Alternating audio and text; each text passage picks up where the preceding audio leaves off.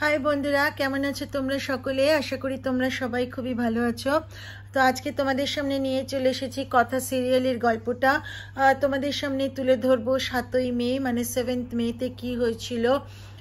তো তোমরা জানো সরি বন্ধুরা, তোমরা জানো যে আমি এখন একটু কেন যথেষ্টই লেটে আমার মানে কথা এপিসোডগুলো গল্প করে যে আমি বলি সেটা লেটে আসছে। আমাকে এর জন্য তোমরা ক্ষমা করে দিও, তবে আমার সঙ্গ ছেড়ো না, আমাকে তোমরা এগিয়ে নিয়ে যেও। তো চলো আর দেরি করব না, শুরু করা যাক কথা সিরিয়ালে কি হয়েছিল 7th মে 7ই মেতে। তো welcome back to my channel serial update with Rinka.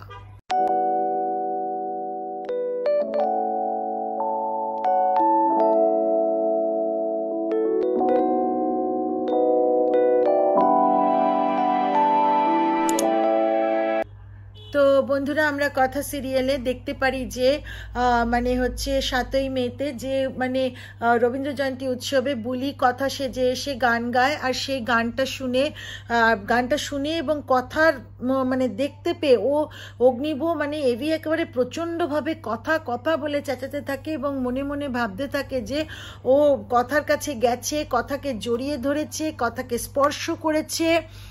তো যাই হোক, এবার যখন গানটা হয়ে যায় তখন সেখানে আরও বুলিকে দেখতে পায় না, কিন্তু ও সমানে কথা বলে ডাকতে থাকে। এদিকে মানে ভাই বোনেরাও ওখানে চলে আসে, ভাই বোনেরা আসেছে মানে কায়দা কানুন, জুনি আর সমস্ত মানে নীলাদ্রি এরা চলে আসে।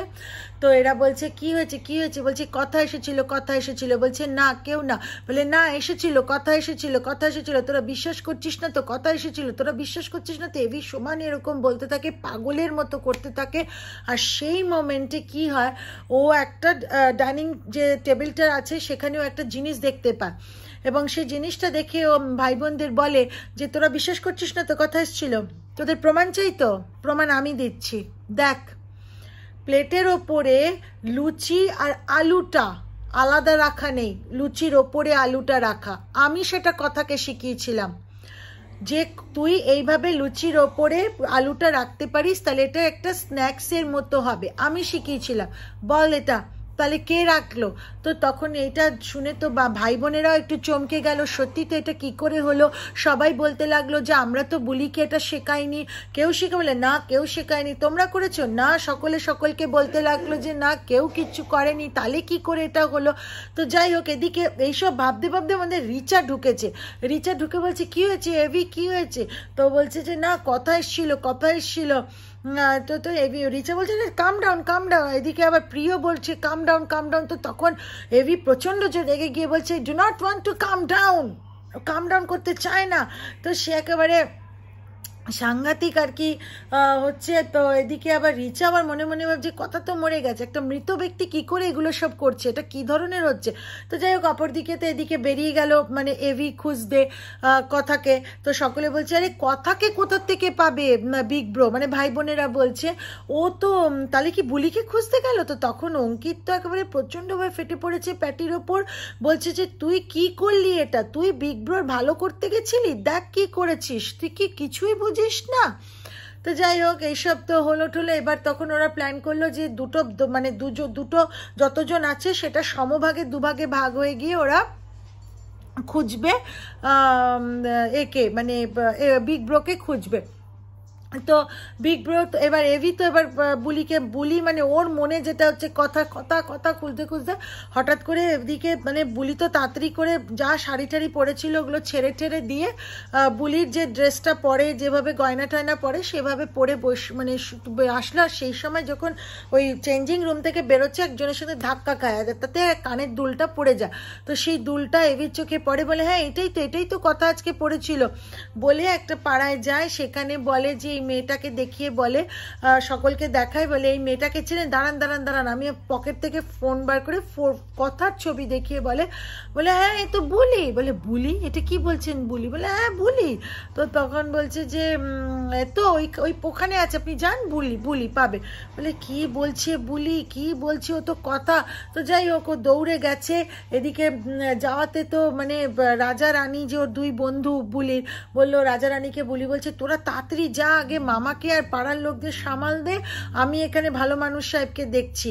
তো এভি ঢুকে বলছে কথা, তুই এতদিন কোথায় ছিলি, তুই কেন চলে গেছিস, তুই দেখ আমাকে ছাড়া তোকে ছাড়া আমার কি অবস্থা হয়েছে, একবার দেখ, তুই বাড়ি চল। যেমনি ওর হাতটা টেনে বলেছে বাড়ি চল, অমনি তখন বুলি বলছে আমি তো বুলি, আমি কথা নই, এ দেখুন আমার মা এখানে উল্কি দিয়ে ছোটবেলায় করে দিয়েছিল যাতে আমি হারিয়ে না যাই, মা বাবা দুজনেই মারা গেছে, আমি মামার কাছে মানুষ।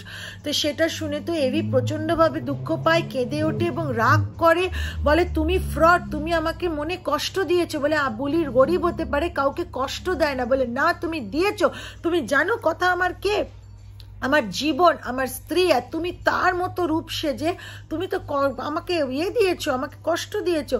তো যাই হোক, অপরদিকে আবার আমরা দেখতে পাই যে এদিকে আবার যে ওই যে ভাই বোনেরা যে ভাগ হয়ে গেছে এভিকে খুঁজতে, সেখানে অঙ্কিত আর প্যাটি আবার একটা দলে। তো সেখানে বলছে যে প্যাটি বলছে হ্যাঁ রে এটা কে করলো, কে করলো, কথার মতো ওরকম লুচি আর আলুটা কে সাজালো।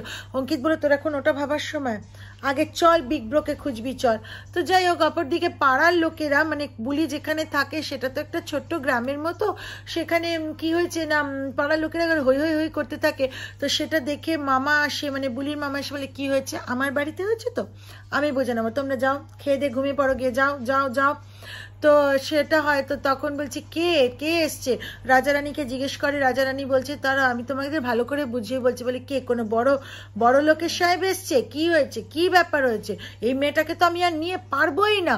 তো এদিকে তো মানে বুলির ওপর এভি প্রচণ্ডভাবে রেগে গিয়ে একেবারে ছুটে পালিয়ে চলে যায়, মানে রেগে মেগে একেবারে বেরিয়ে যায় বুলির ঘর থেকে, মানে গাড়ির দিকে বেরিয়ে যায়। এদিকে বুলি তো প্রচণ্ডভাবে কাঁদতে থাকে এবং ভাবতে থাকে যে ভালো মানুষ সাহেব, আমি তোমাকে দুঃখ দিতে বা আমি তোমাকে কষ্ট দিতে কোনো কাজ করিনি, আমি ফ্রড নই। তো বন্ধুরা, এটাই ছিল হচ্ছে তোমার 7ই মে মানে 7th মের এপিসোড। আশা করি ভিডিওটা ভালো লেগেছে। আবারও তোমাদের কাছে ক্ষমা চাইছি দেরি করে এপিসোডগুলো আসছে বলে। খুব শীঘ্রই আমি যথাসাধ্যভাবে চেষ্টা করব এপিসোডগুলো একদম আপ টু ডেট করার। আশা করি তোমাদের ভালোবাসায়, বড়দের আশীর্বাদে আমি নিশ্চয়ই সেটা পারবো। তো আমার পাশে থেকো তোমরা বন্ধুরা। তো চলো, ভিডিওটা ভালো লেগে থাকলে লাইক শেয়ার আর কমেন্ট করে দিও, চ্যানেলটা সাবস্ক্রাইব করতে কিন্তু ভুলো না। তো চলো তাহলে দেখা হচ্ছে একটা পরবর্তী ভিডিওতে, ততদিনের জন্য টাটা।